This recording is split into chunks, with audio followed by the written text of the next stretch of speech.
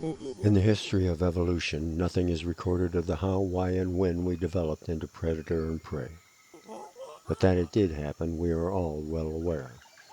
In Epilogue 2 of War and Peace, Tolstoy wrote that it is necessary to renounce a freedom that does not exist, and to recognize a dependence of which we are not conscious. He was talking about free will, which is a lie we foster upon ourselves that justify the decisions we make in life. The fact is that many of the choices we make are influenced by what are termed genetic determinants of behavior. We are a coded system of DNA, which determines how we view reality, and in that, we are the matrix.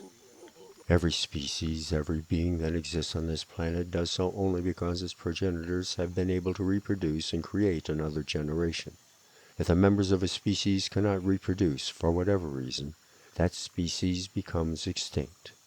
This fact is true for all living beings, and for over 4.5 billion years has been the sole determinant for continued existence on this planet.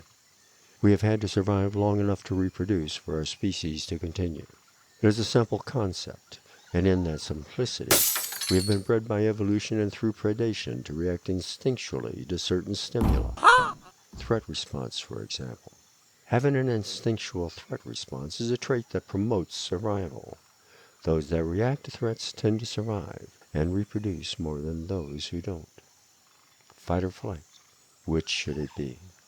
The more successful a being was in balancing that equation, the more time and opportunity would be available for procreation. We developed as a social species. Weak and vulnerable as individuals, the group became the medium through which we survived.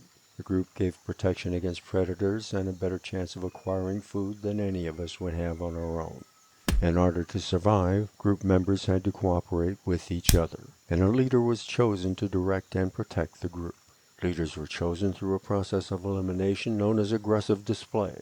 Aggressive display was a series of escalating acts of intimidation, which lasted until all of the participants backed down to one individual, or violence ensued. Its value was that it quickly forced unqualified members to withdraw and kept violence at a minimum, which in turn kept most of the strongest members of the group uninjured and able to defend the group. When the leadership was strong and food available, the group flourished. When the leadership was weak, group survival would be at stake.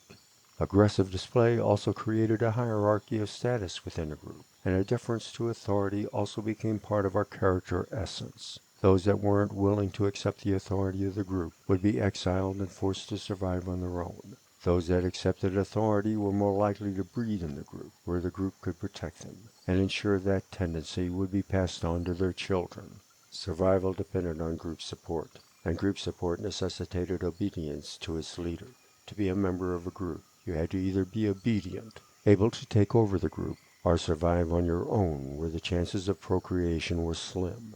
Group survival depended on the group being unified in its pursuit of that survival, defending each other, sharing with each other, following the leader.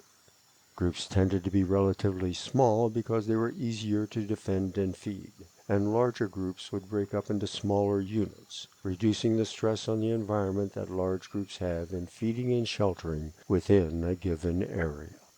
Then came the development of agriculture, and everything changed. Agriculture demanded a settled population to attend to its growth.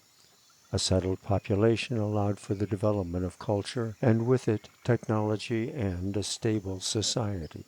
But a settled population could quickly exhaust the resources of a given area, and trade developed to bring in those necessities that were depleted or otherwise unobtainable. Settlements grew around agriculture, as did trade. To facilitate the exchange of trade goods over time and distance, a standard of exchange was developed: money.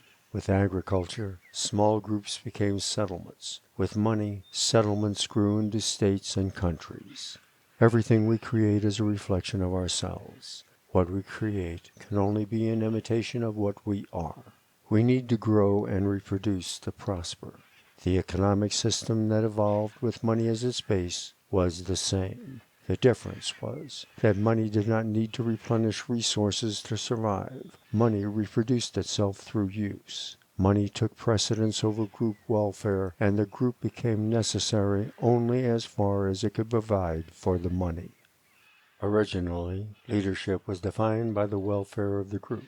In the hierarchy of group dynamics, leadership was evaluated by how well the group was doing. Status was a reflection of group well-being. Now it became the elevation of the artificial over the natural.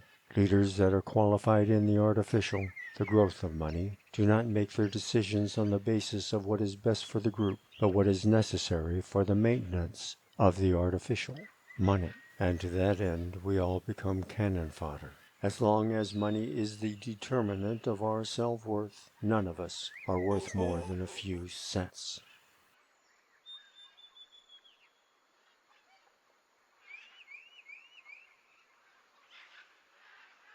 Say, where do you think I should insert the comma?